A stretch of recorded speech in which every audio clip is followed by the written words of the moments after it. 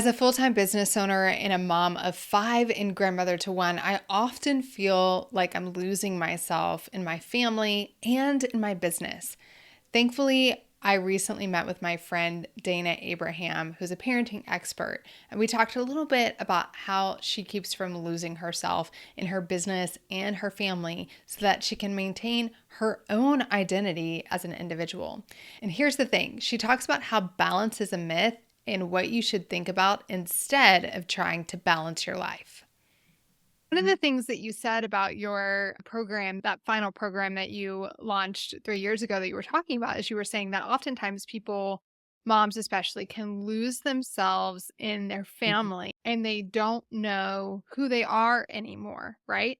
And I will just selfishly speak so that you can speak to this is that when you are a parent and an entrepreneur, you lose yourself in both because you are so passionate about the business that you're building. And oftentimes you're in communities that give you these big revenue goals and the deadlines to hit the goals. And so you sacrifice to build that your identity becomes your business, your entrepreneurship. Mhm. And if you're a parent as well, then anytime you're not spending in your business, you almost feel this. I know I'm speaking for myself. Like I feel this guilt of I am not building business right. Mommy's not working right now. And then when mommy's not working, she has to be helping run the house, investing in the kids. And so it's like I literally like I've got this little office, got my French doors. Sometimes this becomes like the homeschool room and, the kids running in because most of y'all know I have littles and I have an older one with her own baby, but it's like a constant traffic in this room. But then when I do finish my day, I don't have a 45-minute commute to get out of work mode and release the stress of the day as I listen to music or my favorite podcast or whatever. I walk out the door and my husband's like, "You're in. Like, I'm going to make dinner. So, how about you take these children?" So, one of the things I've been telling him lately, and I'm sure a lot of other people feel this sense of struggle, is that I don't feel like I'm being a very good business owner and I also don't feel like I'm being a very good parent. And the Mhm. reality is, I left corporate to have the time freedom to be a really great parent and invest in my children. And it's like, wait a second, I don't think I'm doing this one very, I don't think I'm doing this one very well. And I don't feel like I know who I am outside of those things or have hobbies outside of those things. So talk to us a little bit about that identity piece and how, because you've experienced this yourself and walked many people through it, how is it different as an entrepreneur when you also have young children that you are trying to put focus on too? Yeah, so I started this accidental business. When I started the blog, my daughter was 6 months old. So I just had her. So I had a little one at home, and I decided to homeschool both my kids, my older kids, and start this blog all at the same time. So totally understand what you're talking about.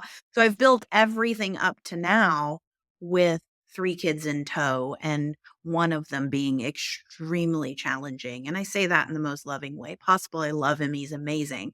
But he's like 5 kids wrapped into one. And so there were times where my family got my attention more than my business, and there are times that my business got my attention more than my family. And I think first and foremost is that just take a deep breath and just like I always like to say, kiss your brain, remind like, thank you for reminding me I'm human, right? Like all this is very normal and part of the human experience. And we set these big expectations for parenting and we set these big expectations for whatever we go into.